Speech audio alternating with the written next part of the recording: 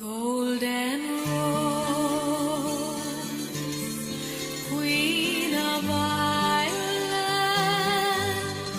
all my cares and troubles cease as I kneel with love before you, Lady of Night, my Queen of Peace.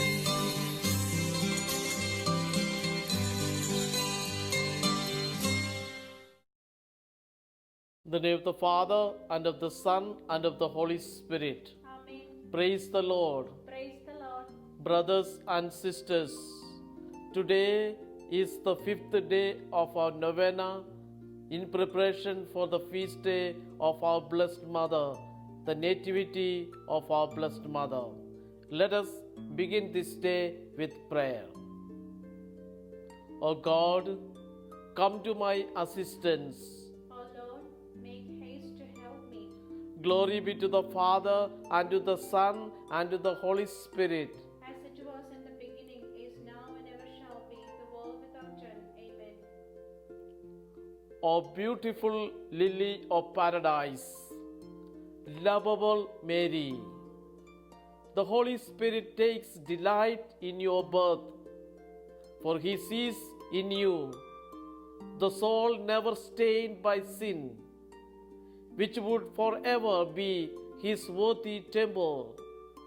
May your birth give joy to my soul also, by obtaining for me from the Sanctifier and thy divine spouse his divine love and final perseverance. Hail Mary, full of grace, the Lord is with you. Blessed are you among women, and blessed is the fruit of thy womb, Jesus. Holy Mary, Mother of God, pray for us sinners, now and at the hour of our death. Amen. Your nativity, O Virgin Mother of God, was the herald of joy to the whole world. Since from you arose the Son of Justice, Christ our God, who destroyed the curse, bestowed the blessing, and confounding death, rewarded us with life everlasting. Let us celebrate with joy the birth of the Blessed Virgin Mary, that she may intercede for us with our Lord Jesus Christ. Let us pray. Grant to us, your servants, we beseech you, O Lord, the gift of your heavenly grace, that as our salvation was begun in the childbearing of the Blessed Virgin Mary, so from this solemn festival of her nativity, may we obtain an increase of peace through Christ our Lord. Amen. Listening to God's word. A great sign appeared in heaven, a woman clothed with the sun, with the moon under her feet, and a crown of 12 stars on her head. Brothers and sisters, for our today's reflection or meditation in preparation for the feast day of the Nativity of our Blessed Mother, we shall meditate on the apparition of our Blessed Mother at Knock in Ireland. One rainy night, on the 21st of August 1879, from around 7:15 to 9:30, in a small village of no more than a dozen homes, our Blessed Mother made a unique, silent, public appearance that has become known to the world as the apparition of Our Lady of Knock. In Irish, the word knock means hill. The little village of Knock in Ireland was a forgotten corner of the earth in 1879. It consisted of a dozen of houses. Also, along with the little parish church, the rectory, and a schoolhouse, a post office, and a few small shops. The village and the social condition of its people at the time was in many respects like that of the little village of Nazareth in the days of our Lord Jesus. It was poor, peaceful, and unknown. Both were under the oppression of a foreign occupier.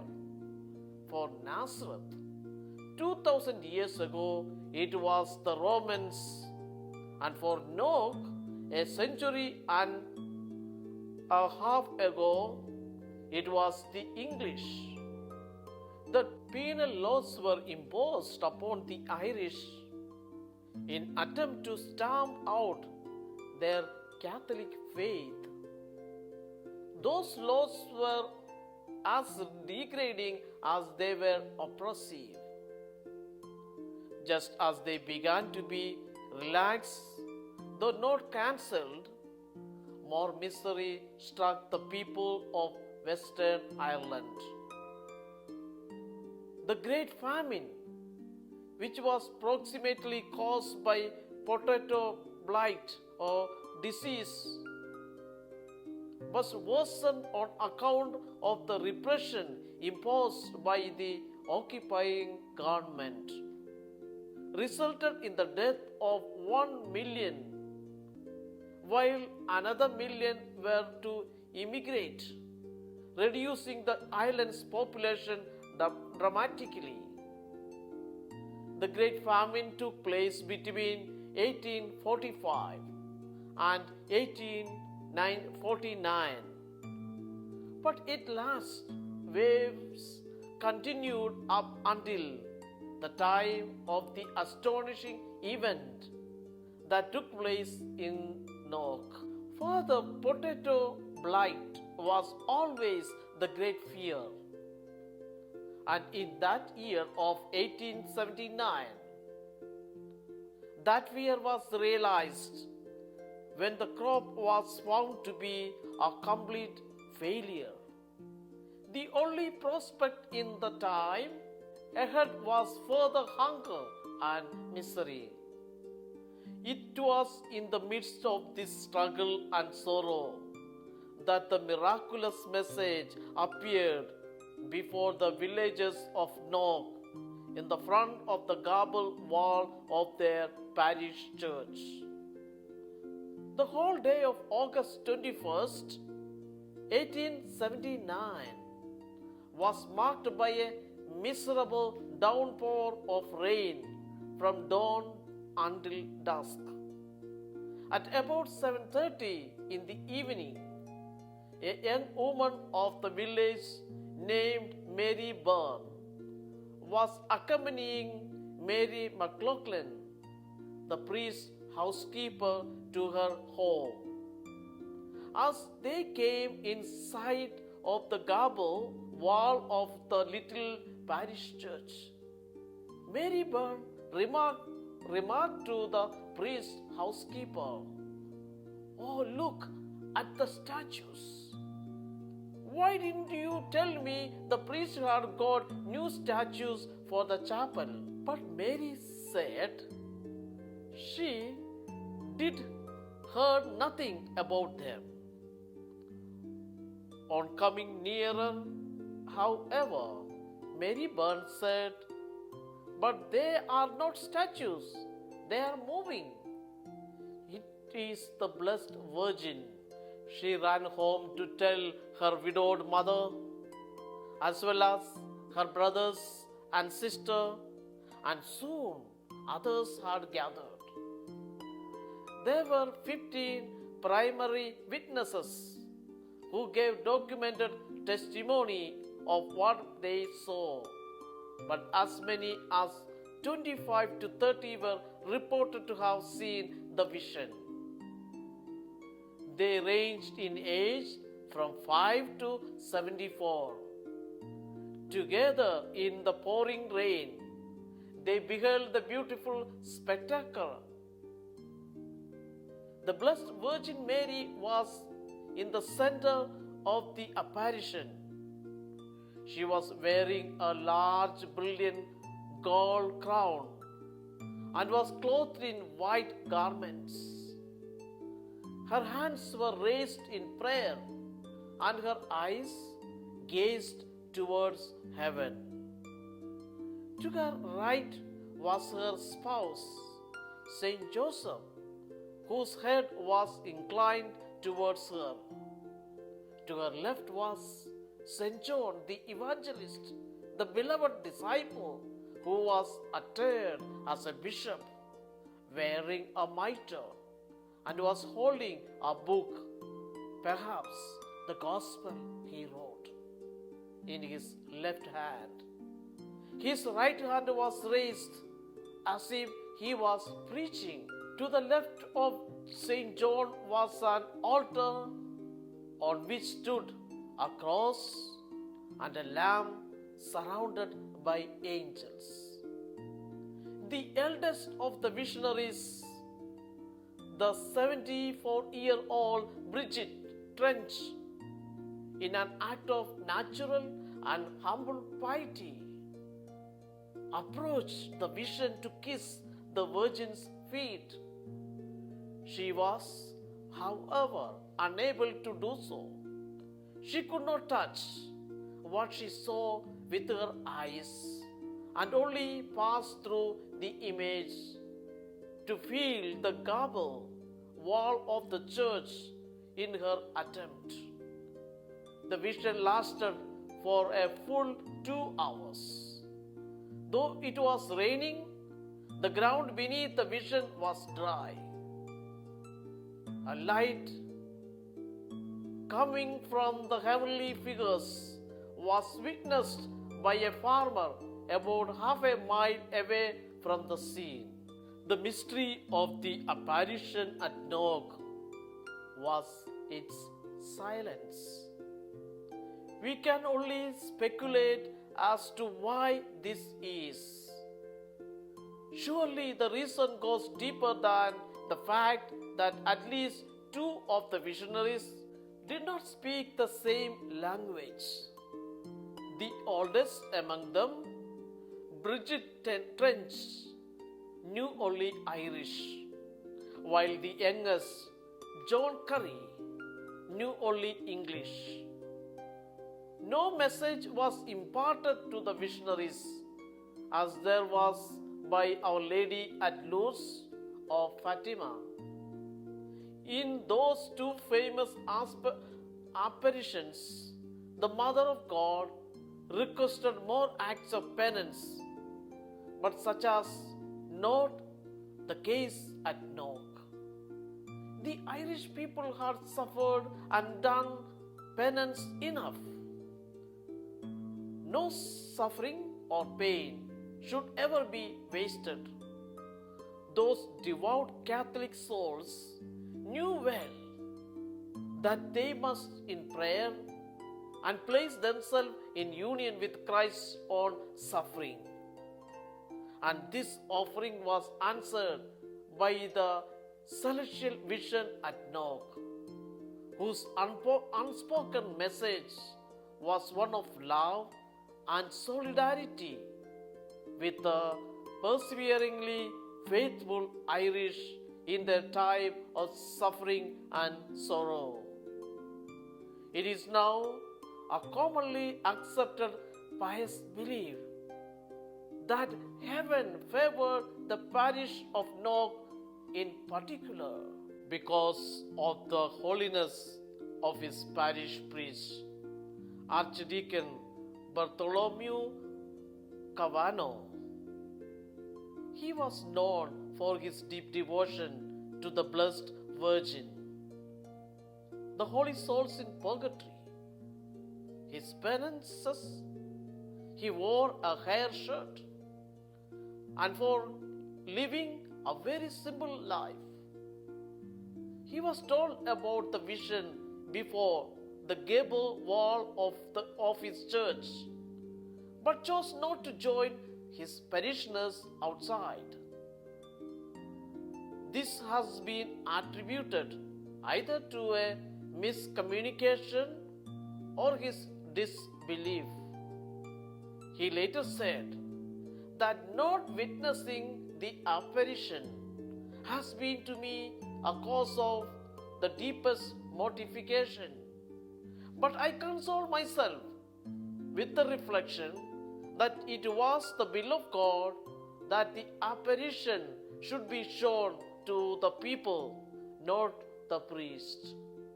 Yet, it is believed in Knock today that the archdeacon was frequently favored with visit of Our Lady in his own little cottage, and so knew well what was occurring, but chose to leave heavenly vision to be for the sole benefit of his people, his flock.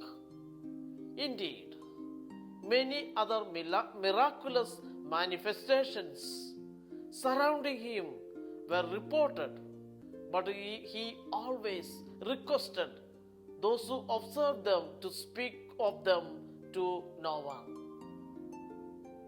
Brothers and sisters, today there is a large shrine built in honor of the apparition at Knock in County Mayo, Ireland.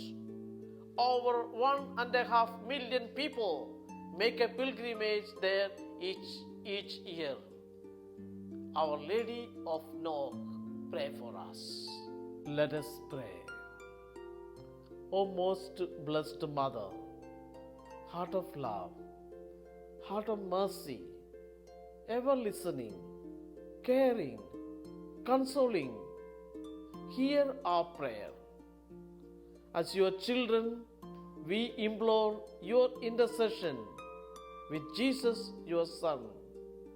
Receive with understanding and compassion the petitions we place before you today, especially brothers and sisters, please bring your prayers and petitions to our Blessed Mother. We are comforted in knowing your heart is ever open to those who ask for your prayers. We trust your gentle care and intercession.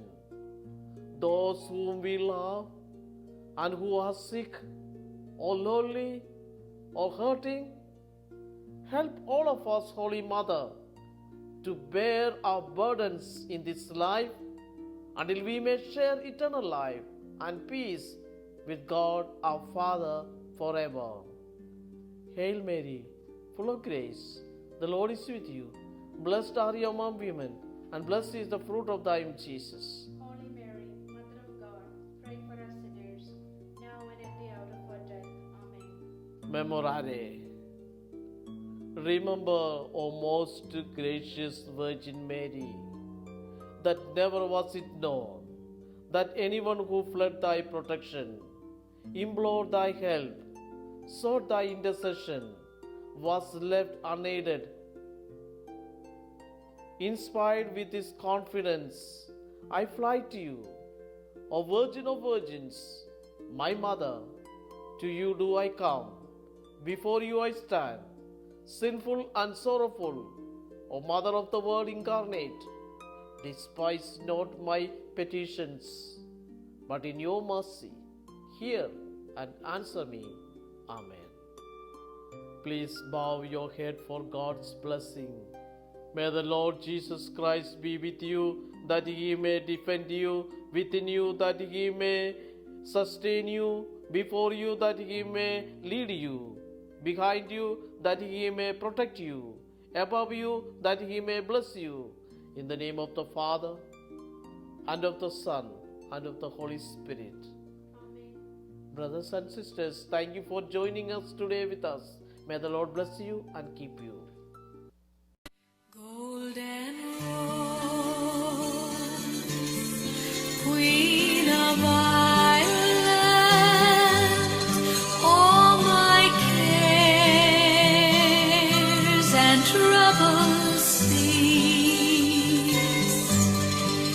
as I